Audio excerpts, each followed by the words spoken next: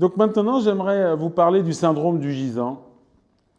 C'est quelque chose que j'ai découvert donc en avril-mai 2001 et je vais essayer de le résumer en quelques minutes. Donc le syndrome du gisant, c'est la réparation automatique, transgénérationnelle, d'un ou de plusieurs décès injustifiés, injustifiables. Et les conséquences de cette réparation nous emmènent vers soit une maladie organique, soit plutôt quelque chose de psychique, psychologique, un mal-être, etc. Le terme de réparation est très important dans le transgénérationnel. C'est-à-dire que nous allons toujours, dans notre vie d'aujourd'hui, nous avons hérité donc d'une mémoire, mais les mémoires sympathiques, elles ne provoquent pas de symptômes. C'est toujours, au contraire, des choses sur lesquelles on peut s'appuyer. Je dirais, c'est des éléments ressources. Mais là où ça fait un petit peu plus mal au niveau des dégâts, au niveau transgénérationnel, c'est les drames. Et dans les drames, vous avez plusieurs types de drames. Eh bien, nous sommes, je dirais, sans le savoir, inconsciemment chargés de réparer les drames. Et le syndrome du gisant va s'occuper donc d'une réparation de drames à type de décès injustifié, injustifiable. Alors qu'est-ce que ça veut dire? Dans les décès, dans tous les arbres généalogiques, il y a des décès, bien sûr. Mais il y a des décès qui sont admis et des décès qui ne sont pas admis. Admis égale le grand-père qui décède à 85 ans, il a fait sa vie, le deuil se fait assez rapidement, même si on souffre au moment du drame.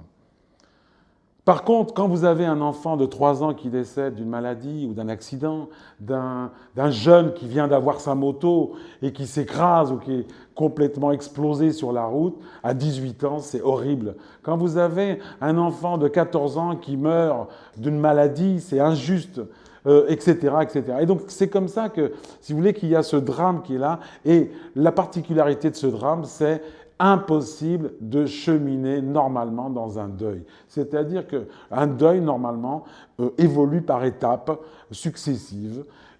Et ces étapes sont quasiment normales, c'est-à-dire qu'on passe plus ou moins rapidement dans une étape, etc. Et pour le grand-père qui décède à 85 ans, ces étapes se font en quelques jours, en quelques semaines. Par contre, comment voulez-vous éliminer de la mémoire le drame donc d'un enfant de 7-8 ans, de 3 ans, de 2 ans, ou même d'un bébé mort? C'est impossible, surtout pour la mère.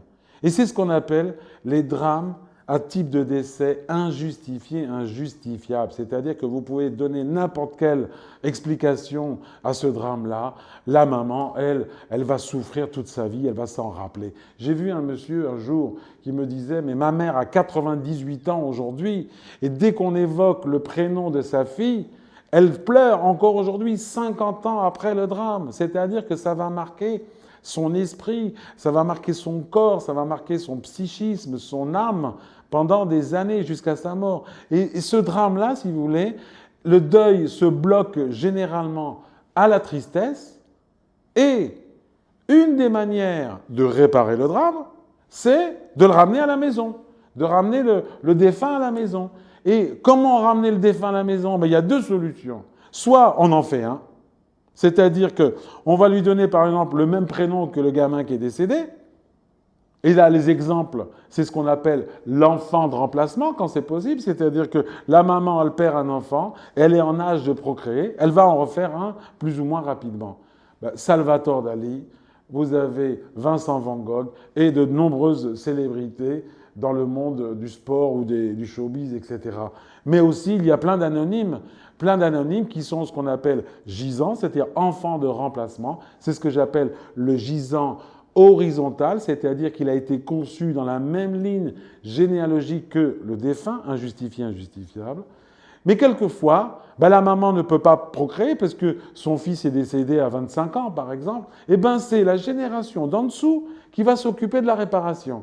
C'est-à-dire, c'est les autres enfants qui vont réparer. Et ils vont faire ce qu'on appelle un gisant vertical, c'est-à-dire plutôt le drame a lieu sur une branche supérieure de l'arbre généalogique et c'est une réparation qui est automatique, c'est-à-dire, je me suis aperçu, maintenant ça fait 12 ans 12-13 ans que j'ai mis en évidence le syndrome du gisant, ben ça se fait automatiquement, c'est-à-dire je ne cherche même pas à comprendre. Pourquoi? Parce que ça fait partie de l'homéostasie à la fois biologique et psychique. C'est-à-dire que les limites sont dépassées au niveau de la gestion de ce drame, et la solution, c'est de refaire le drame, refaire le défunt. Mais il y a une autre solution, c'est aussi de le ramener à la maison d'une autre manière. Exemple, je ne suis pas, moi, gisant. Par contre, je suis concerné. Et je vais chercher dans la nature, si je suis un homme, par exemple, chercher une femme qui a les caractéristiques du défunt ou de la défunte que je suis chargé de réparer. Il y a eu comme ça quelques homosexualités qui ont été montrées, parce que imaginez que moi je suis un garçon et on me demande de remplacer un garçon ou de ramener un garçon à la maison. Comment je fais? Eh ben, si je veux ramener un garçon à la maison, ben je deviens homosexuel pour pouvoir ramener donc pour ma mission, etc. Et donc, il va s'installer ce qu'on appelle une double contrainte chez ces gens-là.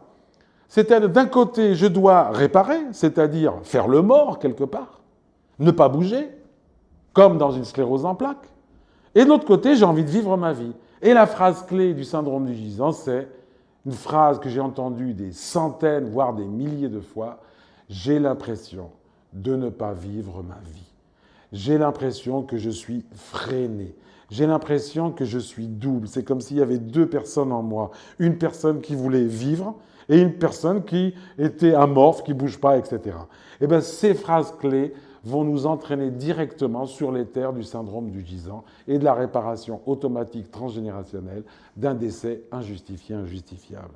Et là, il va y avoir toute une cohorte de symptômes qui vont, je dirais, compléter cette philosophie de base, c'est-à-dire, par exemple, le discours, c'est les gens qui parlent tout doucement, on ne chante pas trop, parce qu'on est en deuil, tout ça. Ça peut être les maladies, par exemple, comme une sclérose en plaques, ça peut être un diabète, parce que le diabète, c'est l'énergie, c'est le sucre, et le sucre, c'est quoi? C'est pour faire bouger les morts. Donc le sucre, c'est, je le garde en réserve pour faire bouger le mort. Il y a d'autres maladies plutôt digestives, etc. Il y a tout un catalogue comme ça. Mais il y a d'autres symptômes, comme si c'est les symptômes comportementaux. Comme je suis en deuil, par exemple, je m'habille souvent en noir instinctivement.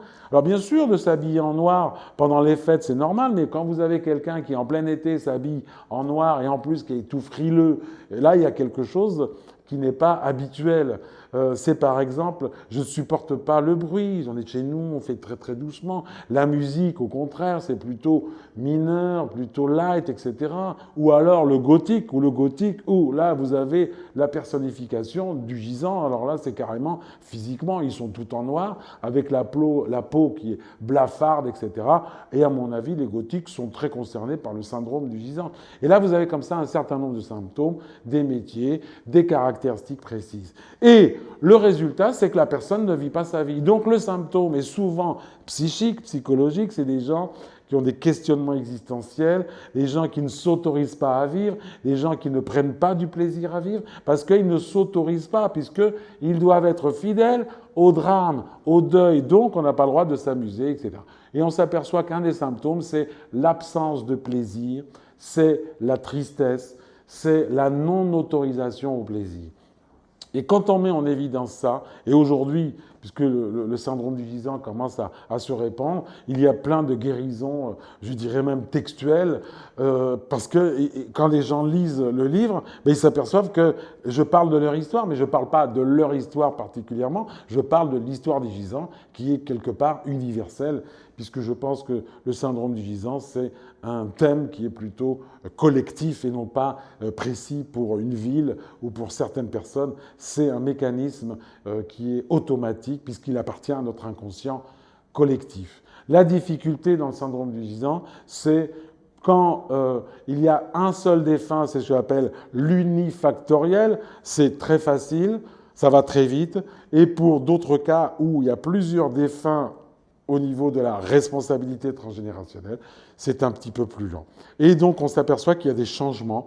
J'ai eu encore des témoignages récemment, des changements qui ne se font pas d'une manière brusque obligatoirement, mais ça se fait petit à petit, parce que l'inconscient, il ne fonctionne pas toujours d'une manière très rapide comme ça, parce que les gens, vous savez, quand vous vivez une vie qui n'est pas la vôtre pendant 30 ans ou 40 ans, c'est pas évident de récupérer une vie personnelle avec tous ses avantages et ses inconvénients en quelque temps. Et ça se fait petit à petit. Et là, je fais confiance à l'inconscient de la personne qui va la guider pour sortir. Et de temps en temps, il faut l'aider par quelques techniques psychocorporelles. Et là, on a des résultats, je dirais, somme toute, assez satisfaisants dans l'ensemble. Donc, l'influence du transgénérationnel pour certaines personnes n'est plus à démontrer.